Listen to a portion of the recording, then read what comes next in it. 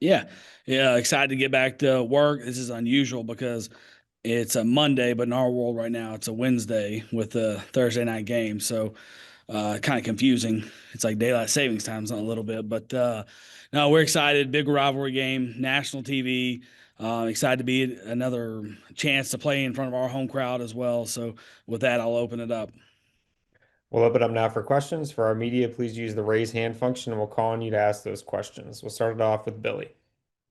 Hey, Coach. Just your overall thoughts, going into a big game like this, national TV, you get that extra week to get some bodies back. Just talk about, where you feel you are health-wise as a team right now. Yeah, Billy, I don't want to dive too much into the injury report because obviously for us, I'll be released today. But it's always good when you can get a bye right in this time of the year. Now, a bye on a short week is interesting because this is my first one on a Thursday night game. We played plenty of Thursday night games in the NFL, but coming off this, it really wasn't a bye. It's like you know what I mean, because like you're practicing Saturday, Sunday, then you got to figure out what you were doing last week. So we had three practices last week and got to improve some things, or at least work towards improving some of the things we need to improve on, and get some guys, some recovery, refreshed a little bit. The practice was short but very intense. It was a work week for us. We didn't treat it like a bye. But now you dive into it. You give the players off on Friday, which you got to be careful for anyway because it's Friday night and it's Halloween. So then you got to have a Saturday morning practice, which is we're an afternoon practice team. So now you got to bring them back Saturday morning to make sure you get all that Halloween out of their system, and that they know on Friday night we got a practice coming up. And a lot of times our Monday practices here are more walkthrough. So, but we also wanted to make sure they knew we were going to practice on that Saturday morning. It was being Monday, so they made better decisions Friday night, which they did. And so then then you just move on the week. So it was good to get some our younger guys some work last week. They didn't get a ton because we still treat it like a work week, but we're excited about being back at home. And there's with the extended time, it'll give some guys a better chance to be feel better in this game. And then just following up on that, I don't want you to give too much away, but just kind of touch on, the quarterback situation and where you guys are kind of leaning towards and how you kind of seen that play out this year. So you don't want me to name the starter right now, Billy? You don't want me to give up too Hey, much? you can. No, I know. Good question. It's Wednesday. We're still competing. We've kind of had some situational stuff that we wanted to see who responded the right way. The challenge is, and this has been the message of both of them, is, JJ had played well for a couple of games and then took a step back in the last game. And then AJ comes in and plays well and kind of gave and sparked us and gave us, 140 yards passing in the second half. And our message has been both of them is like, one of you guys has to separate yourselves. And no one likes quarterback competitions. No one likes quarterback controversies. But it's up to you guys to separate yourself, play well, go where the ball needs to go. We got to be better in the red zone. We got to finish drives with touchdowns. And here's what we can't finish drives on: interceptions. And that's happened too many times to us. And it's held us back a little bit from being the team we want to be and having the record we want to have. And so that was a message. And we put them in some hard situations last week, and we'll continue to do it this week. So we're not ready to name a starter yet, but there is a competition going on. And, so we'll see how we feel at Wednesday. Today's a big work day for us as well. And then on the defensive side of the ball, Zaire's had a couple good games in a row. Colton's been doing really well. Kyle, DJ, you guys have really been getting a lot of penetration at the line of scrimmage. Yeah. Talk about how important that's going to be going against a Georgia Southern team that can spread you out, but really likes to run the ball. Yeah, they do a really good job. Coach Helton is such a impressive coach, an impressive person. And I know we're not supposed to talk good about our rivals, but I mean, the character of the man is really impressive. And but they challenge you in a lot of ways because they can spread you out, Billy, exactly what you said. But they want to run the ball. They want to establish toughness. It's a gap scheme team that has a pro style feel to it, but mixing in just enough spread offense to create some real challenges, create conflict. And this is a line of scrimmage game. Like all of them are at this level, and you need to be able to win the line of scrimmage on both sides of the ball. And that's really, if you talk about, hey, what's going to win these games like down the stretch in November when you got to be playing your best football. It's turnover battle, it's explosive plays, and it's being able to control the line of scrimmage on both sides. So this will be a big week for us. We need to tackle. We improved our tackling from last week to 2 weeks ago, and we got to keep working on that stuff. We were much better in the red area on defense than we were 2 weeks ago, and we just got to keep, you get what you emphasize, and I think we're emphasizing the right stuff, and I think we're getting better, and we're showing improvement. And I love our team. I love the resiliency they have, and we just got to keep getting better each week. And we're gonna be challenged by a really good team, a well-coached team this week. Thanks, Coach. Appreciate your time today. Appreciate you guys. Yeah, really proud. Our guys fought hard. It was a great game last Thursday night in a great environment, and I'm proud of the way our guys responded and just kept believing. We didn't start the game off the way we had hoped, obviously, with the pick six going the other direction, but they hung in there and kept fighting. And at the end, we liked our results. We'll open up now for questions. For our media, please use the raise hand function and we'll call on you to ask those questions. We'll start it off with Billy. Hey, Coach. Kind of hitting on your opening statement there. Really a game of two halves there. What was kind of the emphasis at halftime? They come out in the third quarter, get that touchdown, and then you really held them to nothing. A lot of takeaways. It felt like the defensive pressure was just ramped up exponentially. So just talk about what that message was at halftime and how your team performed in the second half. Yeah, again, I felt like we were beating ourselves early in the first half, and we were down 10 at halftime. I'm sorry, down 3 at halftime, and came out and they went right down and scored. Wasn't exactly how we had planned it, right? I mean, we sat in there at halftime. Hey, here's what we're going to do. We're going to go 3 and out and get the ball. Not quite. They went right down and scored, but the offense came back, made a couple of big plays. Defense obviously made some huge plays in the next couple of drives, getting the ball back for us. And we started to ride that momentum. And I really believe in our guys. They just went 1-0. They just kept playing. It's one thing about this team that's been the resiliency that this group's had, even going back to 2 weeks ago. We gave up 3 touchdowns in the first 3 drives and then settled down and played ball. And the second half didn't start very good in that game. We went 3 and out, punted, and they ran the punt for a touchdown. We're down 14, and we were able to just keep fighting. And that's one thing about this club that I'm really proud of, and our ability to just respond and keep playing football, because it's a long game. And if we keep doing our job the way we need to do our job, we're going to like the results at the end of the day. Go ahead with your follow-up, Billy. Thanks, Sam. And then, Coach, just kind of touching on that, the 5 takeaways. Do you attribute that to, individual effort, coaching scheme, or was it kind of just everything's kind of come together at the right time?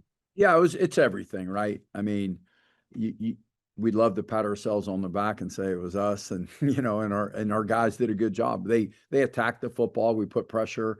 We stripped the ball out. It's all things that we work on. We constantly talk about offensively protecting the ball and defense taking it away. And Marshall was really good at it. They did a really good job in the conference games. In the last 4 to 5 games, I think they were +8. And we knew that was going to be the 2 areas I felt were going to be the deciding factor of the game were going to be special teams and turnovers. And I felt like both of them were pretty spot on that. Jump over to Alan. Hey, Coach. It's like your entrance. I know. Look at this. I got this giant light going right. Look, I'm trying to figure it out like this. Beam me up, Scotty. Want to the left a little. It's following. It's just following us. It kind of aligns with. I'll sit between them. All right, there we go. Kind of aligns with my question. The game day experience has been a lot different this year. I mean, you've been there now for 3 years, and you had the glow in the dark uniforms and a bunch of pyrotechnics, and you've had light shows, and Chauncey's out there killing dudes at halftime. Yeah, that too. Yeah. So yeah, just how much more fun is it to have entrances like that for both you and the team? And what do you guys have planned this upcoming week, do you think? Well, yeah, I mean, obviously, all the credit goes to Chance Miller and Andy Humes and what they've done and making this a true experience, right? And that was the whole goal, was to get fans excited about coming, that it was a show, and putting a product out there. And I think our players love it. The fans love it. It's exciting. You never know what you're going to get, right? It's all hush hush so far this week, so we don't really know. And I'm sure there'll be something. I just hope like nobody catches on fire or anything this week. All right. Thanks, Coach. Yep. Coach Beck, you guys now sit in a position where you control your own destiny in the East Division. Kind of, what does that mean for your team, and does that change anything about what you say to the team on this 3-game winning streak now that you're in kind of that position where you have control of your own destiny, or is it more just like you said, the process and taking it 1 week at a time? Yeah, I'll be honest, it's really is the process. You hear a lot of coaches use that and they talk about coach talk, but I really think that's what changed our season. We stopped talking about our opponents. We stopped worrying about all the things that took place, and we just focused on us. There's a standard, and we want to live to that standard, but it's in everything that we've done. The total focus, the total intentionality of everything from weightlifting to meetings to walkthroughs to practice. There's just an intentionality of doing your job and being the absolute best you can be on every snap. And that's it. And play till it's over.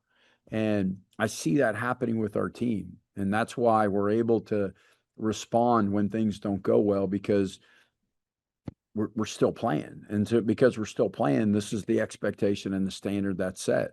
And so our guys have believed it because it's happening, right? We train hard, and those things are starting to take place. And again, we as a coaching staff, and I think our players even believed it. It just, we knew it would take some time. We knew that. And to be honest, all of that stuff is great. We got to worry about today. We got to worry about tomorrow. We got to worry about this game. We got to go 1-0 tomorrow and have a great Tuesday practice. We just got off the field, and we need to have a great practice on Tuesday. That's what we talk about. Let's take one more from Caleb. Hey, Coach Beck, Caleb with the Austin American Statesman. I was curious about your thoughts on the NCAA potentially eliminating the redshirt season, extending all college players to 5 full seasons of eligibility. How do you think that would impact Group of 5 programs? I think I'm in favor of it. I am. I think, first of all, the numbers have gotten reduced to 105. If you take your specialists out, your quarterbacks out, then you have right now, because of the way the rule is currently written, they could play 4 games and get redshirted potentially. Well, when that happens, you lose more guys, and you could be operating with 75 guys right now. When you start counting some injuries too, you lose guys for the year, might even be less. And so allowing those players to continue to play all 5 years helps us and our football team for depth purposes, right? Because now all of a sudden they can play the whole year. You don't have to worry about 8 or 10 guys that are going to redshirt on top of, you got 4 or 5 quarterbacks on scholarships and 3 or 4, specialist guys. And then you got your guys that get injured for the year, and your rosters are so depleted to begin with that just hurts it. And it puts those guys in a very tough predicament. Right. Some of these guys are playing some of them are helping on special teams. And then they're like, Coach, I played 4 games. I don't want to play anymore because I want to save my red shirt. And so that hurts your football team, right, at the end of the day. So I think it would be a great move and a great rule, honestly, for us at our level. Thanks, Coach Beck. Appreciate your time today. Appreciate you. Yeah, just tough game Saturday. Played a really good Old Dominion team. And, came out and wanted to be aggressive and take chances. And when the opportunity arose, and went for it on a couple 4 downs. I'd planned it all week. When you get stopped on a couple 4th and shorts, give them a short field. They're a really good football team, and they cashed it in. just a lot of opportunities, a lot of drives we just didn't execute. We're 0 for 13 on third down. Credit to Old Dominion, but we've got to be able to execute better. And then when we had opportunities, on the fourth downs, we've got to be able to stay on the field. We knew our kicking situation, so really when you crossed it, we didn't feel comfortable kicking a field goal until we got to around the 20-yard line. So a lot of those third downs, whether they're third and long, we're trying to at least get half to be able to have an opportunity to convert it. Just because we've lost our top two, we've lost our kickers this year, but we've got guys that are getting better, and then we go down 24-0 at half, and felt like our kids just came out and played lights out in the second half. The effort was unbelievable. We get a turnover on their first possession and a strip sack and drive down to the 6-yard line, and then we turn the ball over. Inside the 6, we fumble on second down, and it gives it right back to them. So there was an opportunity to really change the momentum in that game that we did not. And fought to the end, was able to get a big block punt and really they outscored 7-6 in the second half. But too little, too late for us. We've just got to continue the course and continue to get better. Dominion's got a really good football team. Coach Rahne does a good job. They've got a good team, and we've just got to continue to regroup. Glad we've got a bye week this week. Hopefully we can heal up and get some guys back, really to help us with with our roster. We'll open up now for questions. For our media, please use the raise hand function and we'll call on you to ask those questions. We'll start it off with Billy. Hey, Coach. As you mentioned, a really kind of you guys are right there. You're right on the precipice. You look at these last couple games, maybe not the score line, but the opportunities are there. Talk a little bit about how that's going to kind of be maybe part of the focus for this off week, or just some key things that you guys still can finish the season strong and make it to a bowl game. And you go from Arkansas State to Troy right there, with a minute to go, 17-14, and we've missed a field goal at extra point and couldn't attempt a field goal on the 14. To the turnovers that really separated that game. And then you go to Coastal and it's the same thing. We're in a rainstorm and penalties, and we're battling back and forth, and then it's 16-8, and then they drive, score, and then turnovers. You go to Southern Miss, we're battling 21-14. We've got the ball, 21, I guess 21-17 or 21-14, and we get a stop and we fumble, on the 7, and they score next play. So it's the turnover. Then we come right back, interception. So it's been really the turnovers and lack of execution. And then you go to this last game, if we get 4th and 1, if we can't continue to drive 4th and 1 twice and we get stopped, it's hard to beat anybody. And then you get some momentum and you fumble on second down inside the 10. It's turnovers and it's execution and playing together as a team. We haven't complemented each other in all 3 phases in one game at one time yet. And we can make excuses and say, well, this guy's out or this or that. But to me, those are just excuses. At the end of the day, the guys you put out there are the guys you coach during the week. And regardless of what it is, we've just got to continue to get better and stay the course. The thing I'm proud of is our kids fight to the end. There's no let up. There's no quit. Obviously, there's frustration. We're all frustrated. We want to win. We're working. Our kids are grinding. They're working hard. They got great attitudes. They fight to the end. They come out down 24. It doesn't matter, 16-0 at Coastal. And there's really no let up and there's no change. And I appreciate that about this team and this culture. Coach, Zach Palmer-Smith is a guy that seemed to be effective for you guys the last 3 weeks, almost 100 yards rushing this week. What have you seen from him as he's gotten into your system at ULM and been able to be effective for you guys kind of down this stretch of the season? Man, he's just tough, man. He's mentally tough. He cares. He's passionate. He's been the same guy every day, and he just continues to get better. And he runs with his effort. He's a violent runner, but he's effort and passion, and really his tackle breaking ability has been real impressive, man. He every snap he plays like his last, and he's really given us a big spark these last several weeks as a really physical runner. With with Bam, Braylon McReynolds really being in and out with his injuries. Thanks, Coach Vincent. Appreciate your time today. Thank you guys. Appreciate you. Yeah, it felt like we played a month ago, but obviously a good Tuesday night game. The schedule I thought was developed and built really well by you guys. To have a little bit of time off before, a little bit of time off after, and now be able to jump right back into this. So we're finally having a normal week. I commend our players for handling a Tuesday night game and just how they went about it. There's a little bit of, they did convince themselves that a Saturday was a Tuesday or whatever it might have been throughout the week, but they did a phenomenal job of it, trying to keep the week as normal as possible. And now we're back to a normal week. So excited to get back at it. And I know our guys are ready. We'll open up now for questions. For our media, please use the raise hand function. We'll call on you to ask those questions. We'll start it off with David Teal. Bob, is this the Nick DeGennaro the last 2 weeks that you anticipated when you recruited him out of Richmond? Yeah, for sure.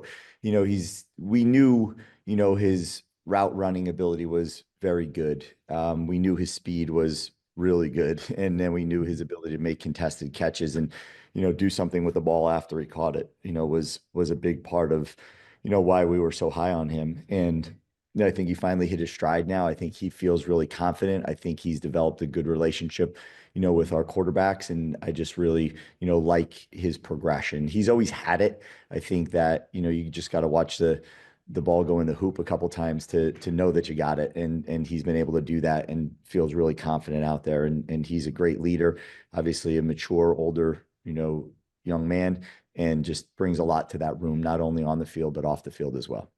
How much of it was a matter of him getting healthy?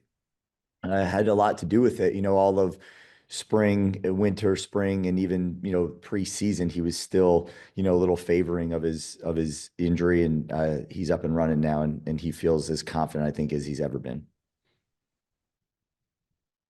Let's jump over to Caleb. Hi, Coach Chesney, Caleb, Austin American Statesman. There's the ruling in the courts right now. Well, it hasn't been approved yet, that would eliminate the redshirt and allow all college players to play 5 years of football. How do you think that might impact G5 programs if it does go through? Caleb, to be honest, I haven't spent a lot of time thinking about it. I think that, it would certainly alleviate a lot of the waiver requests and all the things that come with that. We are at the point now where we have 4 games left, where there's younger guys that now we know can play in a couple of games and that have saved themselves. To not have to do that, I think as far as development, it would be really, I think it'd be a bonus.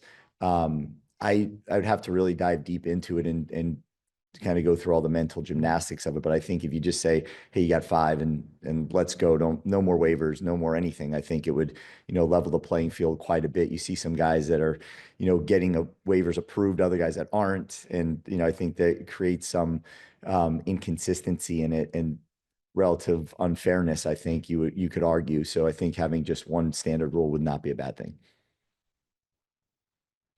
Let's go back over to David Teal.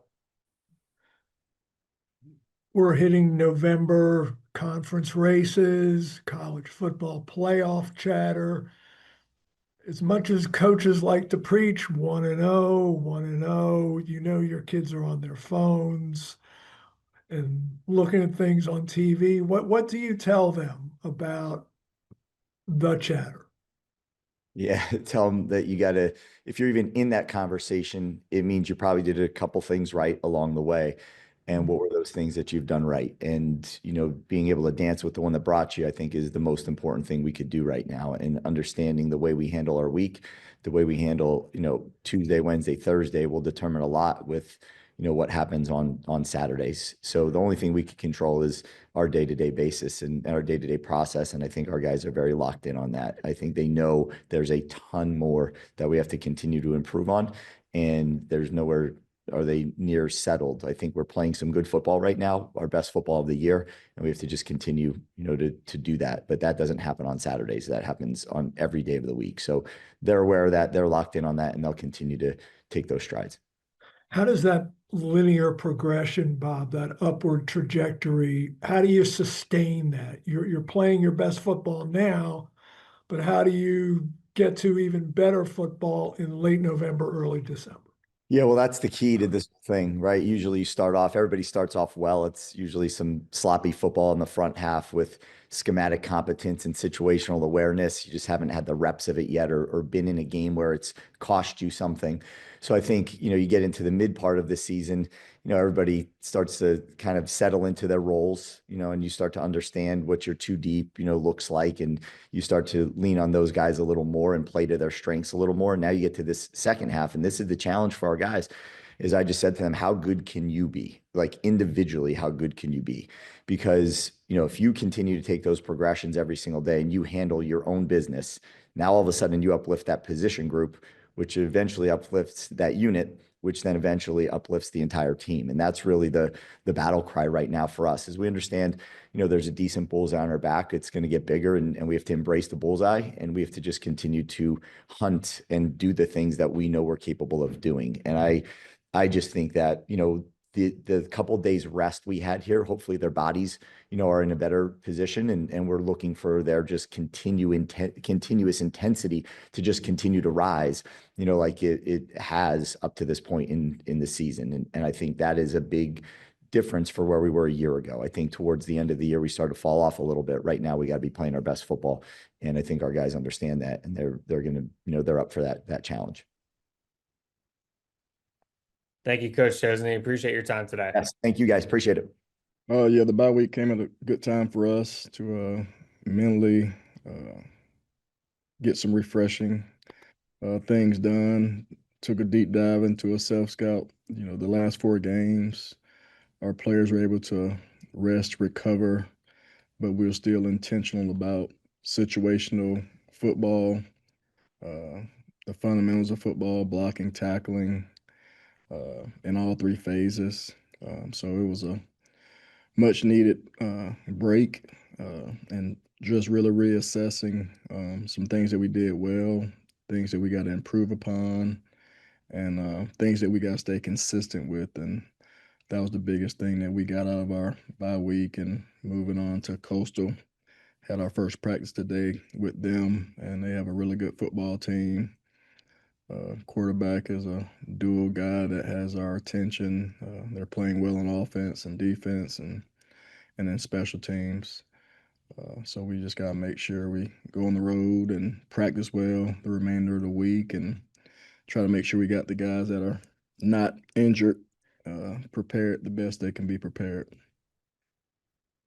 We'll open up now for questions. For our media, please use the raise hand function. We'll call on you to ask those questions. We'll start it off with Alan. Yeah, Coach, with the bye week, you probably had a lot of time to look at Coastal film. Have you even, the team was averaging about 13 points a game until Samari Collier took over. He's played 2 full games in 3 quarters. Do you even go back and look at any of the other film at this point with their offense and how it's changed? And why do you think, they've averaged 37 points in the last 3 games? Why do you think that offense has become so much more effective, and how much harder is it to stop now, possibly? Yeah, Collier's a dual guy. His carries increased over those 3 games he's played as well. So his production speaks for itself. He's a willing runner. He distributes the ball well. He has really good receivers, a good running back. The O-line is solid.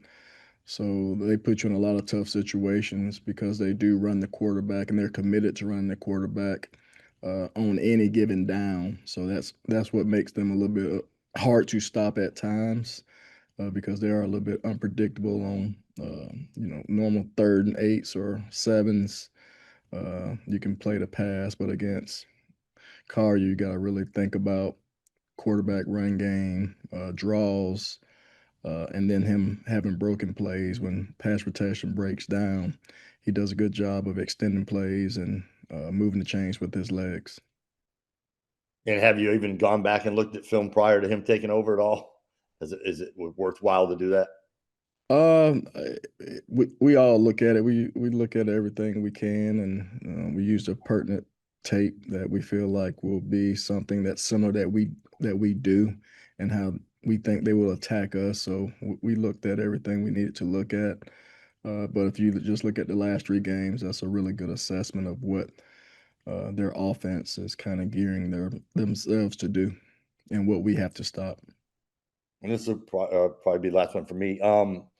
You guys, I'd say, played the hardest non-conference schedule in the country. I don't even know if it's close.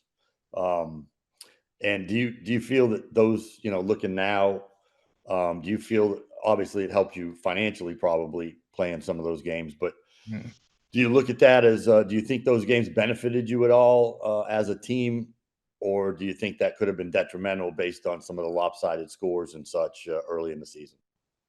Yeah, it kind of goes both ways, and we didn't control the schedule. It was a schedule that we acquired, and what was on the docket when I got hired. There's pluses and minuses, and we got to learn through adversity, and that's everybody. That's life.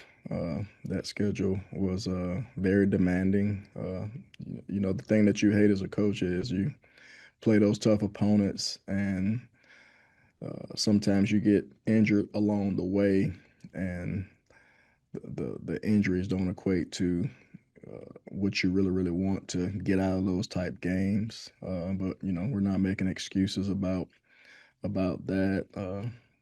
The Sun Belt's a tough conference, so I do feel like playing those upper echelon teams, which I think 3 of them may be in the playoffs or have a chance to make the playoffs. It just was what it was, and we just got to make sure that we're focused on what we do on Tuesday, Wednesday, Thursday, Friday, and carry that over into Saturday. Go ahead, Alan. Yeah, if I'm still up. Yeah, just with the bye week, have you done any reassessing of the team, and do you anticipate any changes at key positions this upcoming week? Yeah, we'll have changes, not by choice, but by injury. And we got some people that are down, and we lost some guys in our last game. So we'll still be trying to get some guys ready to play. Some guys will be their first time playing this season. So, preparation has to go well for those guys, and we got to make sure the plan is a plan that can be executed at a high level on the road. And looking forward to seeing those new guys get an opportunity to play. Thanks, Coach McGee. Appreciate your time today. Yep, thank you. Yep. A lot of credit to JMU. It's a really good football team, really well coached team, talented, physical. Defense is one of the best I've seen for sure in the Sun Belt. So a lot of credit to those guys, and got a little bit of time to digest that film, get a head start on another really good opponent that we've never beaten before, and get healthy. So excited. We'll open up now for questions from our media. We'll start it off with David Teal. Coach David Teal with the Virginian Pilot in Norfolk, Virginia. You mentioned James Madison's defense. They've pitched 4 consecutive second half shutouts. What are they doing after intermission that makes them so effective, not only at stopping people, but turning people over? Yeah, I think their offense is playing a lot better as of late, and it's just snowballing on people a little bit. And then,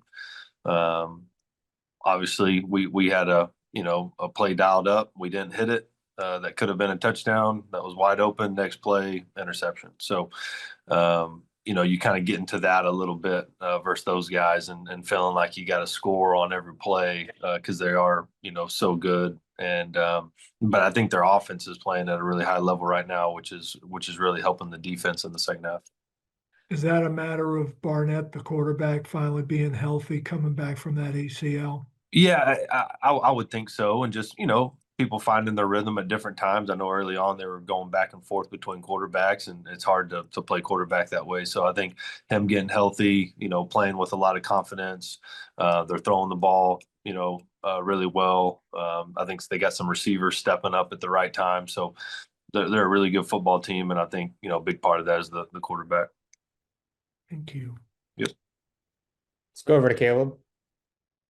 Hi, Coach. We saw a lot of Maven Anderson last Tuesday. What does he bring to the game that Kylan doesn't? And also, could we get an update on how Bobby Crosby's doing? Yeah, Maeve, man, he was, we brought him in here, and what we saw on film is someone that was super twitchy. He had played big time football. He caught the ball really well. We felt like he was a ideal system fit coming into it. And I think as the fall camp went on, because he got here in the summer, as fall camp went on and all that, I think he was playing well. Just I think the tempo that we play with on offense, how much we ask of those receivers on offense kind of caught up to him a little bit.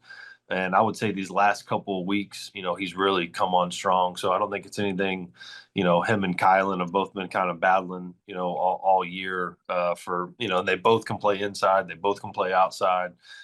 So, I would say you're going to continue to see, a heavy dose of both of those guys. And they're both playing at a high level. Obviously, Kylan's just got to continue to grow and mature. He's a redshirt freshman, but what I know about Kylan is he's one of the hardest workers, most mature guys that we have on this roster. And so have a ton of confidence in Kai moving forward. And then Bobby was discharged that night. And wasn't probably, I think the medical team did a really good job on the field, making sure everything was okay. And so a lot of credit to AJ and his staff and the players and the coaches getting everyone back. And that was obviously a scary situation, but he was discharged that night.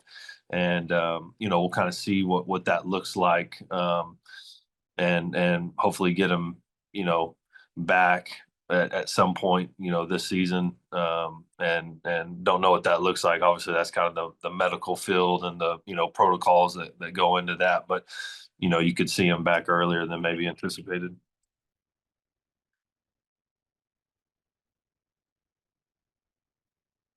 Coach, looking ahead to Louisiana, they are a team that has two great running backs, really looks to establish the run. They also have the X factor now with Lunch at QB as a dual threat guy. What do you guys need to do defensively to be able to kind of slow that down and get your offense back on the field? Yeah, really good running backs. The quarterback is playing at a high level right now. Same thing. He's playing with some confidence. A kid that I recruited out of high school when I was at UCF, so I know him and his game a little bit. And he's a really really good player, and they're playing to his strengths. And they got some receivers on the outside that are playing at a high level. And we haven't played great on defense, so it's going to be a great challenge, for us. Let's take one more from Caleb. Coach, there's that current ruling right now or case in the system where they're talking about possibly eliminating the red shirt and giving all college players 5 years of eligibility. It's the Patterson case. What are your thoughts on how that might affect Group of 5 programs? You said eliminate the rev share? Yeah, and extend everyone gets 5 years of eligibility. I have no clue on that. We just started red share this year, so I wouldn't be able to answer that part of it. I think the rev share is great. That's really beneficial. For schools like us, we need the rev share and because that helps us out a lot better than NIL. Always asking for money from donors and all that, and having different events and all that. The rev share is definitely beneficial for us. As far as the 5 years, I think that's a no-brainer. I can't believe they're messing this up with the 5 years. Hopefully they get that fixed. So guys should have 5 years, and you got 5 years to play football, and whatever that looks like. You get hurt 3 times, you get 5 years. It is what it is. No, eliminate the red shirt and all that. Just you got 5 years to go play. Thanks, Coach Kinne. Appreciate your time today. Thank you.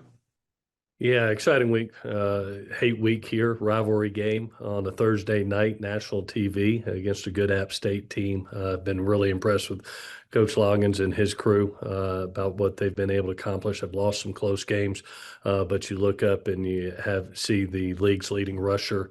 You see a really good passing attack with two different quarterbacks, and then you see a really stingy defense. And they're probably 3, 4, 5 plays away from being right in contention on the east side. So it's an important week for both schools in chasing a bowl game opportunity. So it makes for a fun Thursday night. And so with that, I'll take any questions that you have. For our media, please use the raise hand function. We'll call on you to ask your questions. We'll start it off with Billy. Hey, Coach. How is your team feeling? You get the little extra rest going into a big game like this on the road. How do you feel like the team took that extra week of preparation? How are you feeling about the group as a unit? Yeah, you got to lift a team back up. You have two really, back-to-back losses against really good teams in Southern Miss and Arkansas State that lead the West right now, and two hard fought ball games, two close ball games, and you come in on the short stick of it. And you got to lift your team back up, and thank goodness for two things. One, just having a little bit of extra time to let that wear off, and then, two, a rivalry game against a fierce competitor. And so I've watched our team practice extremely hard for this opportunity, knowing that we've got to make the most of November. We need to have a good November run. So I've watched our team have a little bit of a chip on their shoulder, a sense of urgency about the importance, not only this game, because it's one of those games that you get to, somebody gets a lot of pride for 365 days, but we also know the importance of this first one in November moving forward. Go ahead with your follow-up, Billy. Yeah, and then Coach, I was just curious, your thoughts. App State is kind of, they played JJ, they played AJ quarterback, still kind of up in the air. How do you kind of prepare for that? Because, they're similar, but they're also different in a lot of ways. Yeah, both have elite arm talents, and you can see them leaning on this balanced offense with the runner. I mean, Seven is a really good player. He leads our league in rushing. He's a heavy back. He's hard to get on the ground on the first contact. He moves the chains, and that's allowed both quarterbacks, to be able to wheel and deal the ball around to several good receivers. Slot receiver number 15 is phenomenal. He does a tremendous job. I think he's second in our league right now in touchdown catches. So it's a balanced offense that throws the ball 41 times a game, and both quarterbacks have that capability of being able to do it. And then they lean on the rushing attack to be able to move the chains. So, I don't think you have to change up your game plan dramatically with either kid because they're similar. One may have a little bit better athleticism than the other. Both when they're hot, and when they've been off, they've created some turnovers. And I think, that's probably been the difference in one or two games is just the turnover margin for them. So both are more than capable. And when they get streaky hot, they're hot. And then, to go back to your team, I think, JC has had his moments where he's really separated himself. But he's also had a lot of help, with Cam Brown and OJ Arnold. Just talk a little bit about how your offensive unit is looking and what this week of preparation you guys kind of focused on. Yeah, JC's done a great job of protecting the football. We're second in the league right now in fewest turnovers. He's had 0 turnovers in the last 2 games. He's produced 8 touchdowns, 5 touchdowns throwing, 3 touchdowns running, 120 yards with his legs in the last 2 games. He's not forcing the ball. He's pulling the ball down, using his legs within the passing game when things aren't there. And that's something maybe he didn't do a year ago that created some turnovers. And now you look up to where, we're second in the league in fewest turnovers, and he's also finishing drives like he did last week, and Cam was one of those guys even on the opening drive. We sit here second in red zone offense, and I think a part of it is having a receiver like Cam that leads the league in touchdown catches. So as JC goes and those skill player goes, so goes our offense, and they seem they're getting better with each week. And then, Coach, you guys 0-4 on the road. 2 of those losses have come in conference. What makes playing on the road in the Sun Belt so difficult, particularly at a place like App State? Yeah, I love the venues that we have in the Sun Belt Conference, and I think about teams having to come to Paulson Stadium in Statesboro, Georgia, and see that silent atmosphere. Well, it's extremely similar at App State in Boone, North Carolina. It's one of those special venues that you go to and you get excited about as a coach, as a player. You want to go places where it matters, to people, and it does there in Boone. It does in Statesboro, Georgia, and a lot of places around our league. I think that's what makes the Sun Belt so special. There may be bigger stadiums in the country, but you walk into a Sun Belt stadium and you see the passion that you see, especially in Boone, North Carolina, which I know on a Thursday night is going to be crazy. That's why we play the game. We want that style of play. You want people there, you want them excited, and you want two good teams competing against each other. Thanks, Coach Helton. Appreciate your time this week. Thanks, Sam. Take care. Hail Southern. Yeah, I mean, it's just good to get back in the win column. Good team win on offense. We were really efficient early, drove the ball, scored points. We were much better in the red zone, protected the football. We're good on conversion downs, on defense, outside of the one explosive, the one play touchdown, I thought other than that played really well. The reality of it is, the other two touchdown drives they had were 13 plays and 16 plays. So, had some big fourth down stops there, especially the goal line stance at the end. Really good team win. Certainly, absolutely needed it. And just kind of keeps your postseason hopes alive here.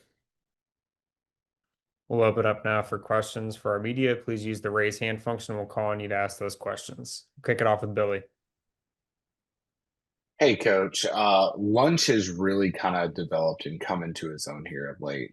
Just talk a little bit about his growth and how you think that might have inspired the offense. I mean, a heck of a performance for him this past weekend.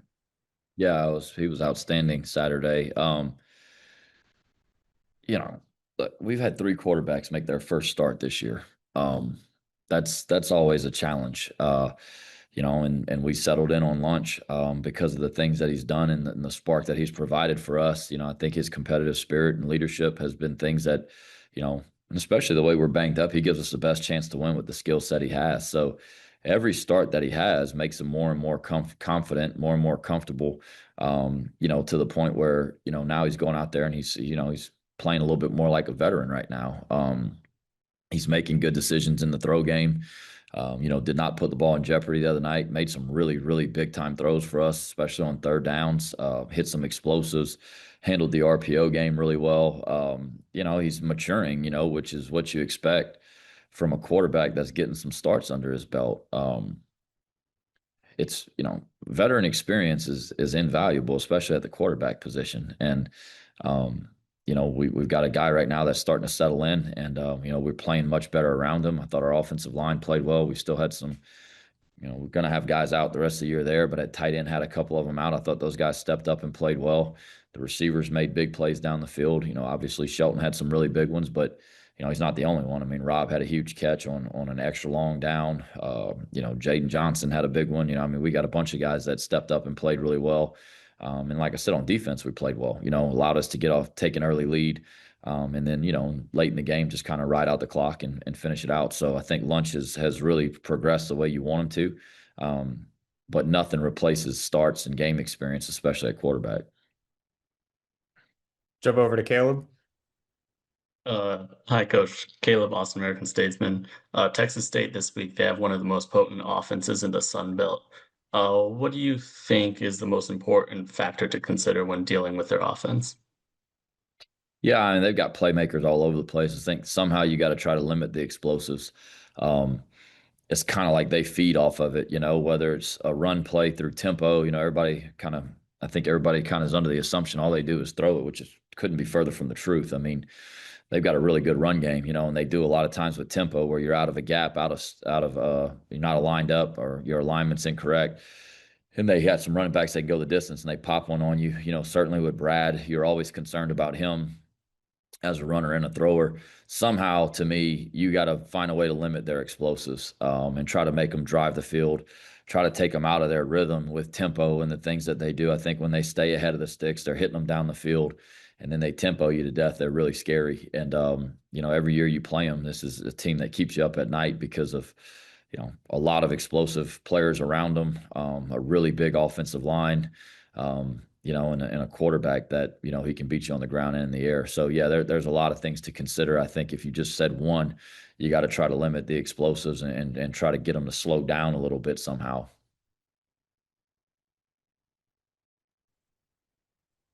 Can I go again? Go ahead, Caleb. Yeah, go ahead. And yeah, so there's another thing I'd like to ask you about. There's a current case right now, which in the courts, which would eliminate the red shirt and extend all college players the opportunity to play 5 years in college. How do you think that impacts the G5 programs? Well, I think it just cleans some things up, to be honest with you. It's always a challenge when you have a young player that you're always struggling on whether or not to redshirt them. A kid that you feel like can help you, but the way I see it as a coach, we have to always do what's best for the kid, and that is the way. That's what coaches are supposed to do, no matter what. So for us, we're always it's a real juggling act between, man, this guy might be able to get 5 or 10 plays a game this year that can really help us. He's a whatever position it is, but they can impact our team. But the right thing for him is not to play him 5 or 10 plays a game and burn a red shirt for, 100 plays a year, because I know in 5 years he's going to be a heck of a lot better than he is in 4. So to me, it kind of alleviates that part of it, that juggling act that we have to do, because that's where I think there's a little bit of a dilemma, is what's fair for the kid and what's best for your team. And we try to take the long-term approach to it and try to do what's right for the kid. But that would just make it so much cleaner. Hey man, you got 5 years, you play every game for 5 years. Good for you. Go for it. If you play 2 plays a game the whole year, well, you still got 4 left. I just think it cleans things up.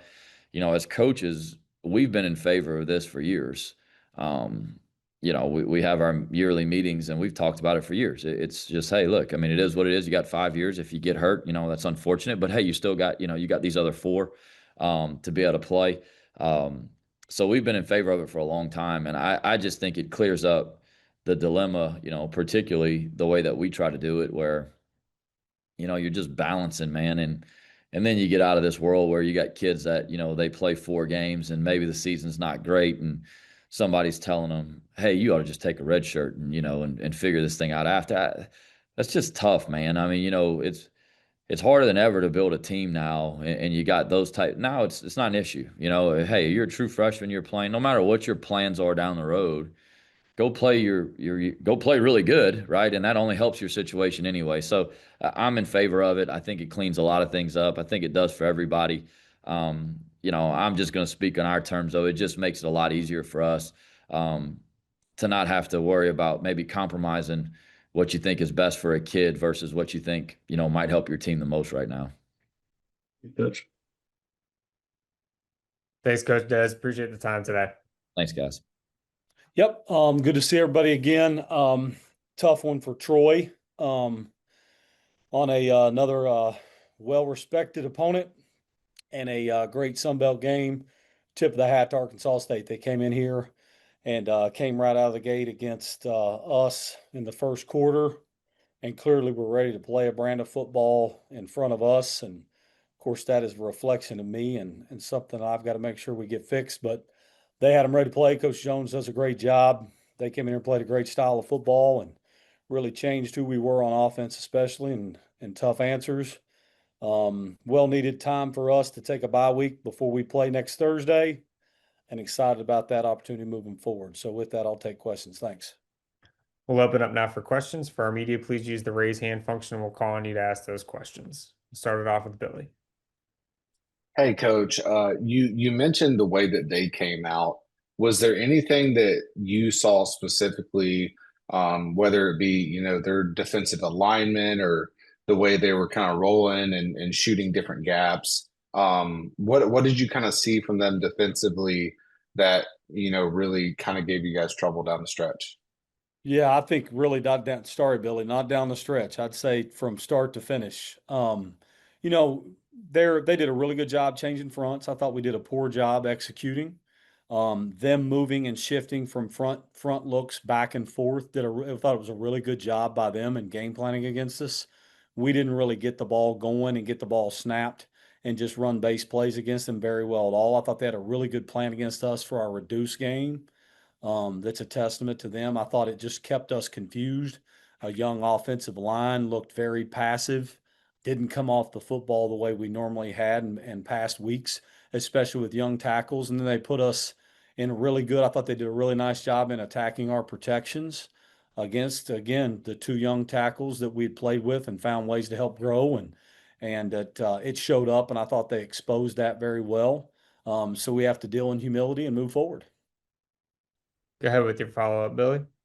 Yeah, and then it kind of works its way out, where you have a game like that, you get to digest, and then you get a week to really kind of lock in and prepare to finish down the stretch of the season. Still 3 games ahead of you guys. What is kind of the mindset, for what you're going to face with ODU and kind of a similar dual threat kind of quarterback? Yeah, I think, it is. It was time for us to get a bye. I'm glad we got there. And as I told our staff, I think you got to be truthful and speak what is real. If you would have told us and me after the Memphis game and losing Goose and the things we went through that we'd be 5-1 with a chance still at this thing with 3 weeks left, I would have looked at all of you all on our staff and said, job well done. Doesn't feel good right now. I'm not accepting where that felt, but I will say I'm proud of where we are and where we ended up after going through and having to endure some of the things we have. Now we've got to heal up, prepare really well against a great opponent at ODU. And Ricky Ronnie's a dear friend and one that I respect a lot. And he'll have his guys ready to play. They're having a great year as well. And will be a tremendous opportunity for us to get to play on national TV on a Thursday night at a great venue. And I hope we prepare well, and I know we will to put ourselves in position to hopefully come out on the good side of it. Thank you, Coach Parker. Appreciate your time today. Yep. Thank you all. Yeah. Big game this week, obviously, for a lot of different reasons, but, JMU's a great opponent, and, it's a Remember 75 game here at Marshall. So that is a special day, obviously, for the fan base, for our football team, our program, and this community. So really looking forward to playing a great football team at home, and, looking forward to that. We'll open up now for questions. For our media, please use the raise hand function, and we'll call on you to ask those questions. We'll start it off with Billy. Hey, Coach, you kind of touched on this in your opening statement. Just asking, for your personal thoughts on what this game means, not only to you, but for the community and being able to play that game at home. Yeah, we play this game for so many. And, the theme is, we are because they were. And, from day one, since I took this job, it's been very important to me, the staff, our players, that we are going to honor the past and remember them every day, that we take the field and we come in our building. So, it's very special. We have a story like nobody else in college football. And it's just, there's a lot of emotion, a lot leading up to this game. And, so it's going to be emotional. It's going to be a special day here.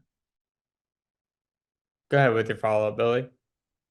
Yeah, and then how cool or neat is it, to see the brand of football that you have developed, the brand of football that the Sun Belt has, playing this matchup with JMU on national television. Just talk a little bit about your emotions where all of that, kind of gets to play out on the biggest scene. Yeah, this is a great league. And I knew from, afar, playing against some Sun Belt teams that you never wanted to schedule a Sun Belt team at a Power 4 school. I know we didn't. We played Marshall a few years ago at NC State, and they scored the most points on us of anybody that year, I believe. And it went right down to the wire. So it's a great brand of football, and what JMU Coach Chesney's been able to do there, just continuing Coach Signetti's success. And but every venue we go into, every team we play is different, unique, and it's a great brand of football that is being played in the Sun Belt. And honored to be a part of that. But we have a great league, and to be able to showcase our team, our stadium, the Remember 75 game on ESPN2 this Saturday. I mean, it's going to be exciting for all of us. And I know the kids are looking forward to it. Coach Gibson, JMU's defense has been elite throughout the year, but especially elite in the second half these past few games, 4 straight second half shutouts in conference play. What do you have to do better offensively to not have the takeaways, not have those things happen that happened this past week in obviously a pivotal game with JMU? Yeah, they're really good. I think there's only one team that's had over 300 yards all year long, so that's unheard of right now in college football. But what we have to do is we can't beat ourselves. Again, with the takeaways that you mentioned, and with penalties that kill drives and different things, and JMU creates a lot of those takeaways. Their kids are aggressive. Their DBs do a great job. Their linebackers, D-line, I mean, they're very well coached. So we have to make sure we take care of the football and then don't shoot ourselves in the foot to give them any kind of advantage, because they don't need help. What we need to be able to do is try to keep their offense off the field and sustain drives and finish every drive with a kick. That will be the goal this week. Let's go back over to Billy. Yeah, Coach. Similar to that, just wanted to really touch on, Antoine Roberts having the game he did. I thought, outside of a couple situations, Carlos still played very well. Talk a little bit more about how, Antoine and Carlos, how that 1-2 duo, Carlos both in the air and with his legs, how, time of possession is really going to be a key factor where you keep the ball and keep it out of their hands. Yeah, it was, uncharacteristic of Carlos. I mean, we hadn't had 6 or 5 turnovers all year long combined in all of our games. And to have 5 in one half of football was crazy. So, Carlos just needs to calm down, take care of the football, obviously. And he's playing at a high level still. And I mean, he's just such a competitive kid. He's tough. He wants the ball in crucial situations. And, and then Antoine, just so happy for him. He's been through a lot since coming to Marshall. And, he is really starting to come into his own. Again, it was the next man up mentality for us in our running back room. We had a couple banged up. He got his chance and he took full advantage of that. So just really excited about him. And, he's a big back that runs hard, catches the ball well. So, really looking forward to watching him keep getting better as the year goes on. Coach, Boogie Trotter, another interception for you guys. Seems like he's been just the key playmaker on defense for you guys throughout the whole season. Was that something that you expected when you guys went out and recruited him out of the portal? And has he been maybe even better than anticipated throughout this year? Yeah, I'll tell you, he's having a great year. I mean, I think he's got 5 interceptions, 2 pick sixes. He's playing really, really well. And when you watch his tape at Tennessee State, he's always around the ball. I mean, he just has a nose for it. And, where I really, saw him at our spring game, he had 2 picks in that game, a pick 6. And it just continues for him. I mean, every day in practice, he'll make a great play. He'll jump a route. And, he's just one of those guys, man, that's always around the ball, always, in great position to make a play. And he does. So, just very happy for him. And now we need to get everybody else on that side of the ball to play up to his level, and we'll be okay. Thank you, Coach Gibson. Appreciate your time today. Yeah, thank you all. Sure. Well, for us, really, really, really good road win for the collective.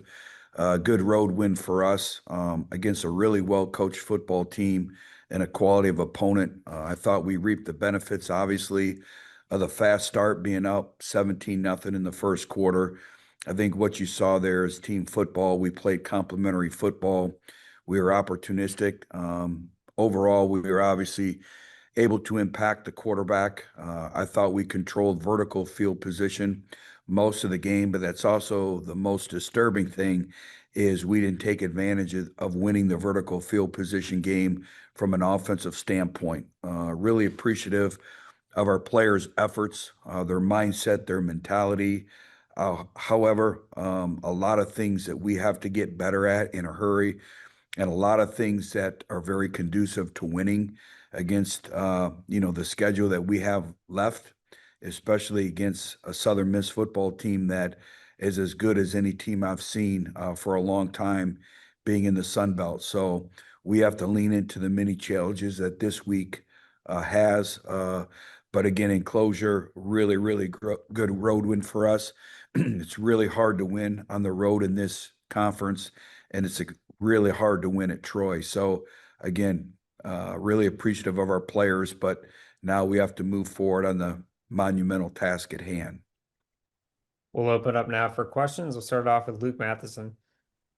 Well, Coach, obviously, let's look back a few weeks since Kennesaw State, more especially. I know that was a game that you wasn't happy with, and for obvious reasons. And since then, this team has really stepped up their game. You're sitting here with a chance this weekend to do something very special. I want to ask you about where this team has come since Kennesaw State, but also ask you about Southern Miss and what you expect from them this weekend, what we should look for. Well, I'm going to say it again, is nobody truly understands the importance and the value of scheduling at the group of six level. And we're all a byproduct of our scheduling and our non-conference scheduling as well.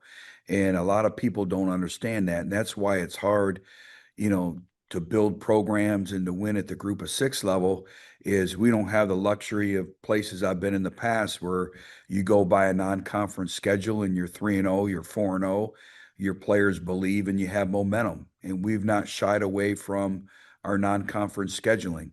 And I think what we also have found out that Kennesaw, people don't know much about that program, but they're a really good football program. And the last time I checked, I think they're 6-2 and they're bowl eligible. That doesn't happen by chance.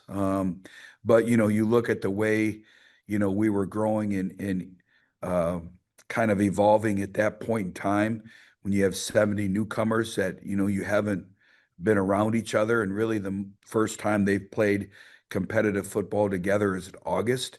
You have to stay the course and you have to, trust the process every day of getting better. And I think our players have done that. They haven't blinked. Our connection, our style of play, they've been a great group to coach because they've been very eager and very willing.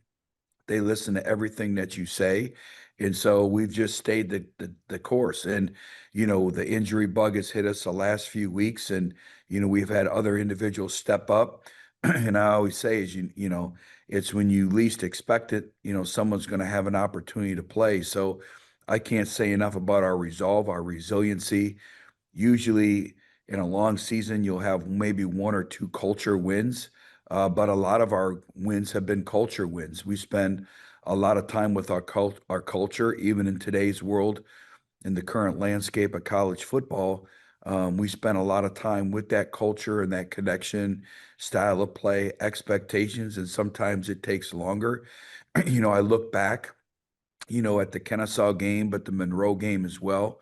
And I think sometimes to get to a point where you need to go through those trials and tribulations.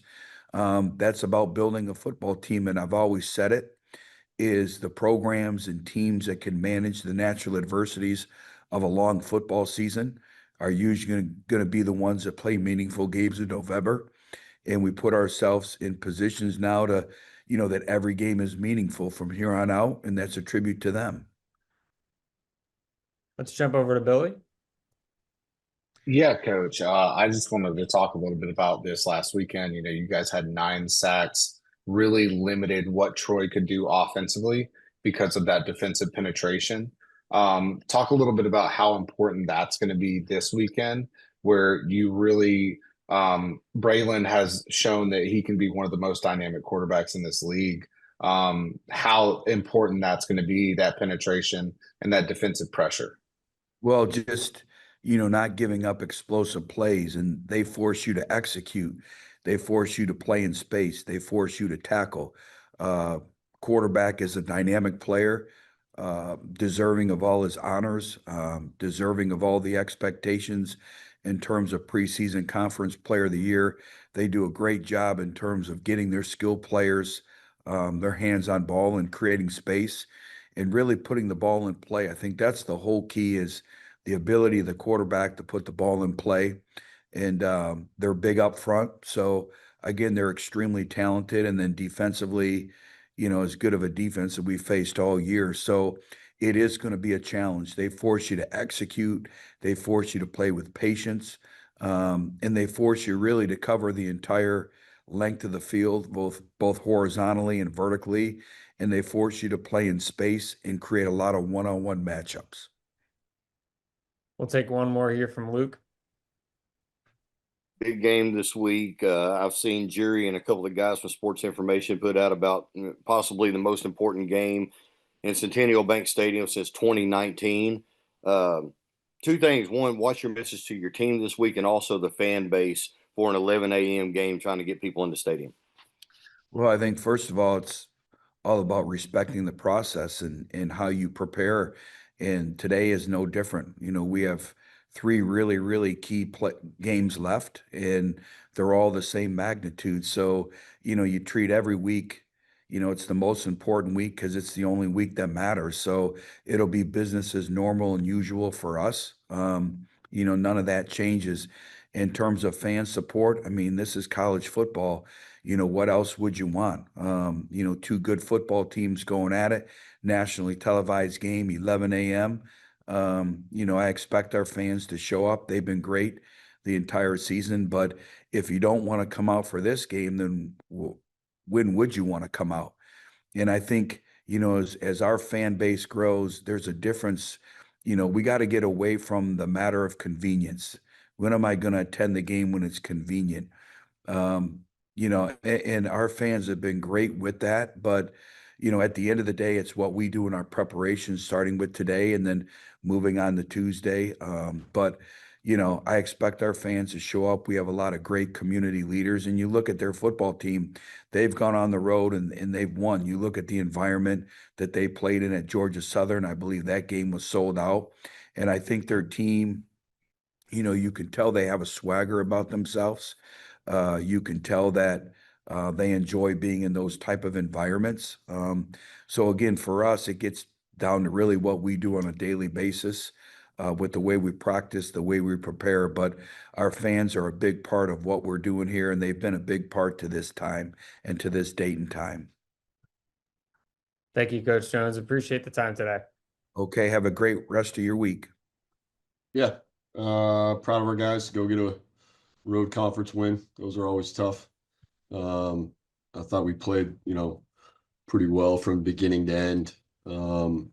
And we're able to control the game, which was critical. So, looking forward to kind of a miniature bye here with the Thursday game coming up. Obviously got a really tough opponent in Troy coming in here on a Thursday night.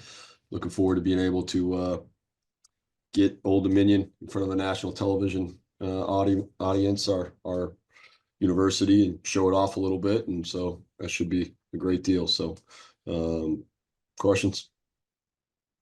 We'll open up now for questions from our media. For our media, please use the raise hand function and we'll call on you to ask those questions. Start off with Billy.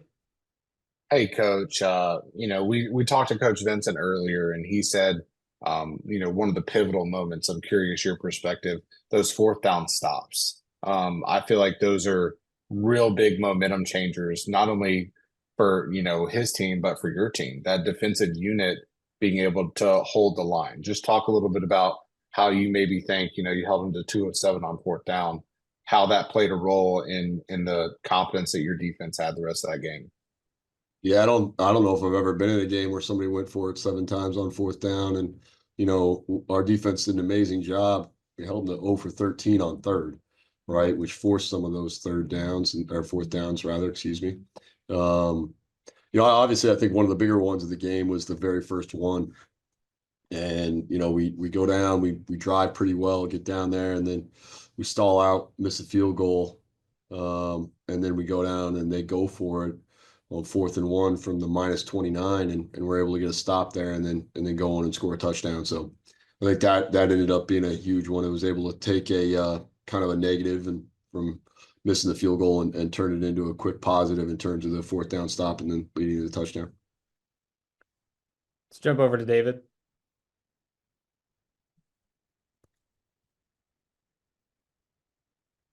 Hey, Ricky. Hey. You don't have to go down to the last play or even the last game to become bowl eligible this year for the first time since you've been here. How might that change your job moving forward this season in terms of that goal's already accomplished and now you got other stuff to play for? I don't know. I don't think it changes it that much. I mean, it's still, you know me better than anybody on here, David. I mean, it's still going to be 1-0, and we got to go win games. And we got a great opportunity on a Thursday night against a really good Troy team.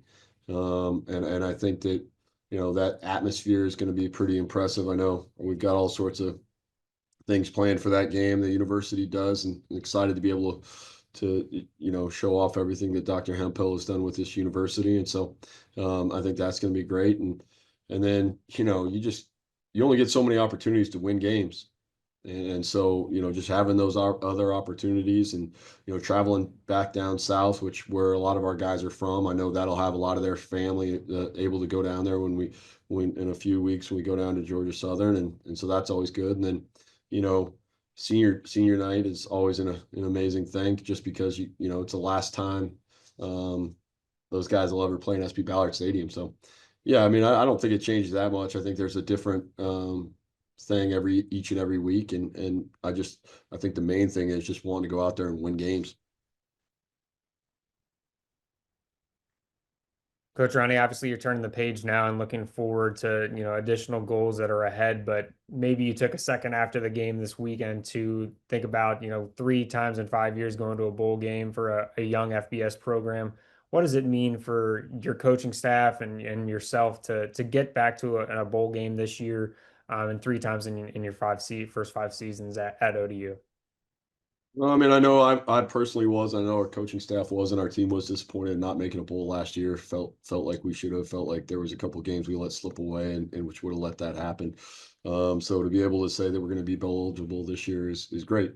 Allows our team longer to be together, and be around some guys, and I think that's important because in this day and age, you don't know how long you're going to have with some of these guys, and so to have a couple more weeks to be able to hang out and do those sort of things is a great. That's a great feeling and a great accomplishment.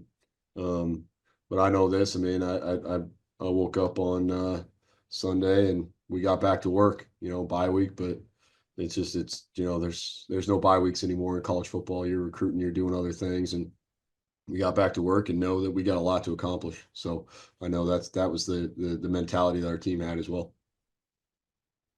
David, you have a follow-up there?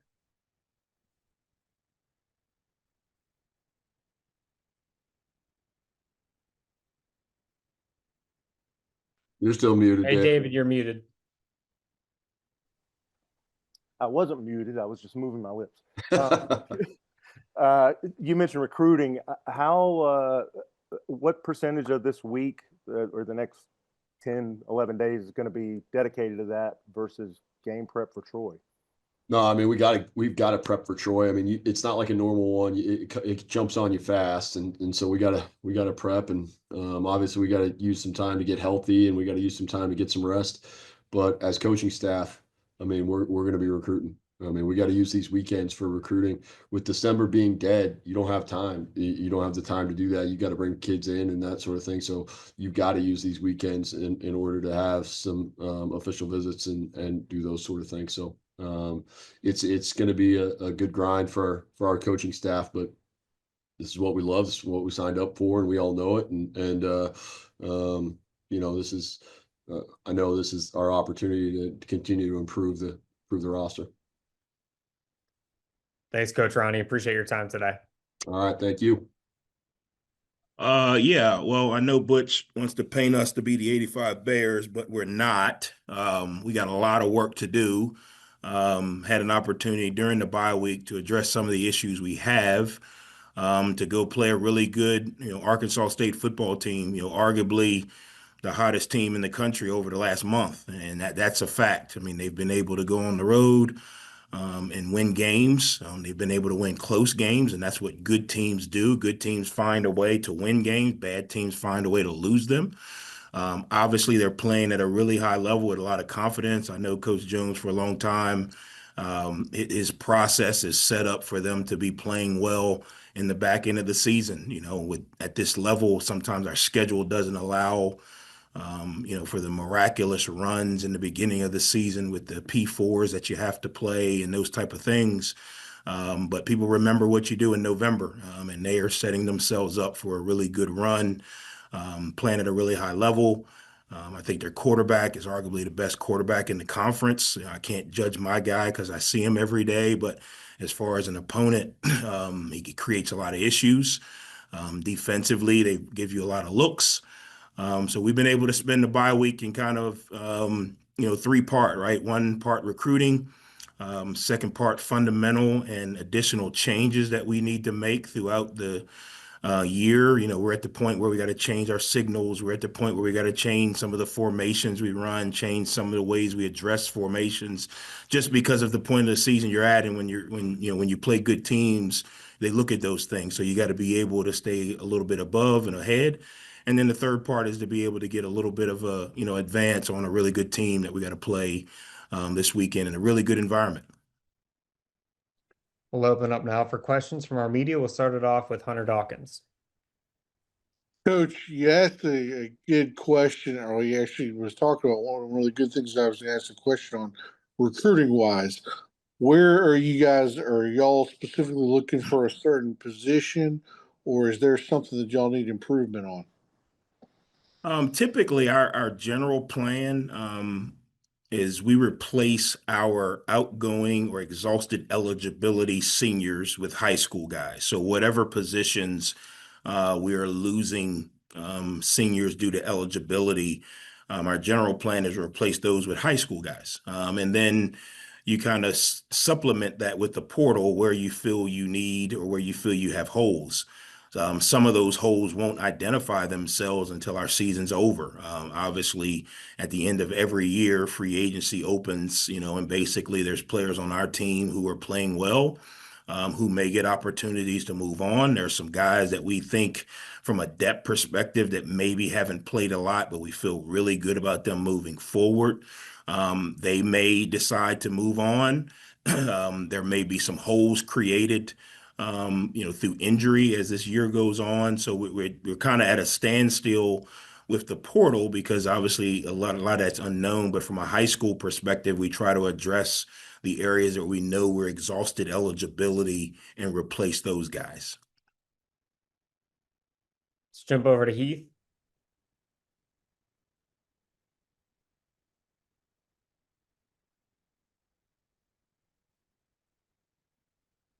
Yeah, you're muted, Heath. Stay with us. There you go. Oh, sorry. I thought that was going. This is the second time that you guys are going on the road after a bye week. Do you feel like last game, I don't want to say you feel more comfortable, but does your team do you feel like your team knows what's going on and has a better judge of what's going to happen? I think again, every week is a new week. We're going to an environment that'll be different than the environment we went to. We're playing at a different time as far as kickoff. We're playing a completely different team. I think we have learned throughout the course of the season, the key to all of it is preparation and mental disposition, whether you're playing at home or away. I think when you play on the road, you got to have a little more intentional focus. When the game time adjusts and the arena adjusts, you got to have a little bit of awareness to that. We anticipate a really good game day environment. You got a team that's playing really well with a community and fan base that truly supports. So we're expecting a very hostile environment. Obviously, with the kick time and location and all those things, we got to make some adjustments in our schedule. But we got to have the right mental disposition today to carry over to tomorrow to carry out the week so we can load that bus and head down there with a lot of confidence. But I think throughout the season, we learned or learning that it doesn't start, 10 minutes before kickoff. It starts, Monday of preparation. It starts Sunday night getting ready for practice on Monday. So hopefully our guys have learned that preparation is the key, and that will lead to being able to go into different arenas and compete at a really high level. Heath, did you have a follow-up there? Yeah, Coach, it's the first time in many years that Southern Miss is playing meaningful games in November. I know a lot of the team came in this year, still a few guys that were here from last year, but does the team understand how long it's been for Southern Miss to be in this situation and what it means to the fan base? I think there's a balance. I think they understand, yes. But again, we're so process oriented as a program that you really don't have time to step back and look, because, as soon as the game was over on last Saturday, we got right into, okay, what's our bye week routine? Then we got right into, what's our routine to get ready for Arkansas State? I think a little bit of the appreciation that I hope, our fans are seeing is by our continued success. No one's going to be excited if this season ends up 6-6.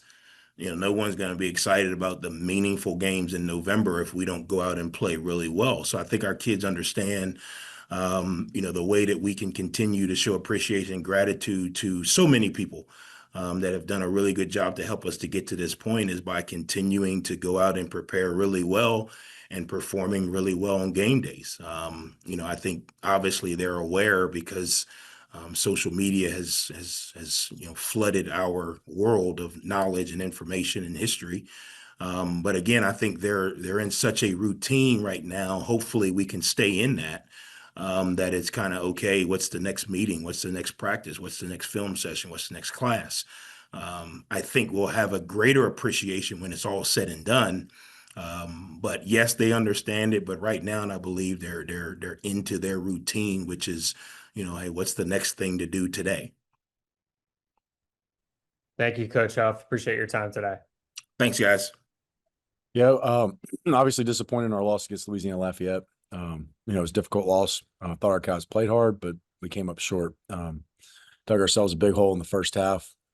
But tried to battle out of it, but didn't play well enough down the stretch, disciplined enough to truly get back in the ball game. We got an off week now. We got 3 practices set up this week in preparation for Louisiana Monroe. Very good ball club, very well coached. Plays extremely hard, still playing for bowl opportunities and playing for things. So very highly motivated team there in Monroe. We'll open up now for questions. For our media, please use the raise hand function. We'll call on you to ask those questions. We'll start it off with Hunter Dawkins. Coach, let's talk about now this week, this off week. I assume y'all are going to be working on some recruiting, correct? Always, yes, sir. And with that, is there a certain position or a certain offense or defense, something that y'all are looking for, at least obviously to not only with the success and things like that in the program, but something that you think that would identify with South Alabama football? I hope I'm understanding the question correctly. We're obviously we're always looking for players. In today's age, you don't always know what you're going to lose. So you always have to have, backup plans to the backup plans in terms of, your roster, when the portal opens. You can obviously account for the attrition through graduation, and maybe some players that'll kind of help you understand what their plight is and what their plans are. You can even account for a few more numbers, but there's always surprises. So we're recruiting every position, and all making sure that we have, like I said, backup plans in case players that we didn't anticipate leaving in the portal, and then backup plans through those backup plans. So it's a number of things, and any head coach will tell you right now, whether you're hosting official visits for junior college players or high school players during the middle of the season and bye weeks, or trying to find backup plans, the recruiting process will never stop, especially with today's age and in the portal window. Coach Applewhite, Jeremy Scott, back-to-back 100-yard receiving performances for you guys. Do you feel like it's something that is, he's taken a step in his development? Do you think it's additional steps? What do you think's been the key to his success over the past 2 weeks? Really both, along with someone who's dedicated. I think it's we nursed a hamstring a lot during fall camp and early part of the season. So he's healthy now. He's worked himself, and that's what I mean. His pride and his dedication of working himself back into opportunity. And then when he's had those opportunities, he's made great plays, whether it's back, Auburn in week 3 or 4, and then, progressing throughout the season. And honestly, it's just been more concerted effort to get him the football.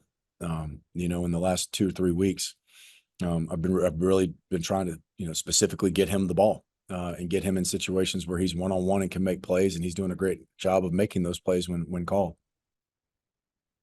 Let's jump over to The Billy. other part of it is, the healing, the getting back to it, and then making the plays. Somewhere in there, there's a player who's 19 years old who makes a decision how hard he's going to work and how dedicated he is. So it's not just, well, we're calling cool plays and we're putting them on the field. This person has worked their tail off to get there.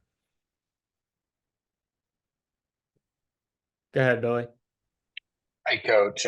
Just kind of wanted to talk about, the running back room. I mean, Kentrell I thought was effective, but then, Kinne picks up right there. And then obviously we've seen what Bishop's been able to do with his legs. Just talk about, that group and how they really kind of push this offense forward. Well, we just need to continue to get more production too. I mean, they ran the ball really well. There were some times where we need to run the ball better in some short yardage goal line situations. Bishop did a great job running the football, is protecting the ball. We need to continue to protect the ball. But all three of those guys are, work really, really hard. They're very dedicated to their teammates. Very pleased with Kinne. He came in there. We had a little toe thing there with Kentrell early in the game, and Kinne provided a spark and runs hard, runs tough. Bishop, when called upon, whether it be short yardage or red zone or out in the field, he does a great job with the ball. But all three of those guys are hard workers and help us. Saturday was really more about, making some of the other plays that were there, making some of the throws that were there, making some of the runs that were there. You're always going to come back after a game and, there's going to be 3 or 4 or 5 plays that kind of make the difference in the game. But we can do more as coaches, obviously. But I also, we watched the film this morning. Bishop, there's a couple more throws there, right? And that's the difference between great and elite, or good and great. And those are the things that we want to get better at. And agreed. And the same thing in the running back room. There's some times where you stick the ball in this hole and you get 3, but if you look at it over here, you might have gotten 10 or 12. So you just always go back and you're critical of yourself, the right way. But I think those 3 guys, to answer your question specifically, provide us a spark on the ground. We just got to continue to make plays. Let's take one more from David. Hey, Coach. David Hall with the Virginia Pilot in Norfolk. I'm curious, with a few weeks into it, what are your thoughts on the availability report, and has it taken any heat off your players in terms of people looking for information on that kind of thing, or have you even noticed a difference? Thank you. Well, it certainly helped my parlays. No, I'm kidding. I'm kidding. I like to joke. I don't really ask the kids, are you getting hammered by gamblers or, people like that. I've never really thought to ask them that. Thank God I didn't have social media when I was playing. I was never asked that. But I think it's a lot cleaner for these conversations because you have your midweek report and you have your game day report, and you're not kind of ducking and diving as a head coach and trying to avoid conversations and kind of hurting relationships that you have with the media because you can't disclose a competitive advantage, but you want to have those relationships with the media because you want to promote your program, but they want to know those things too, but you don't want your opponent to know those things. So I think it's very good from that standpoint. It's taken a lot of mystery out of it, and it's helped us have just a more uniform way of handling it. And it helps you obviously schematically when you have a better idea of who you're getting ready to go up against. Thank you, Coach Applewhite. Appreciate your time today. Thank y'all. Alrighty.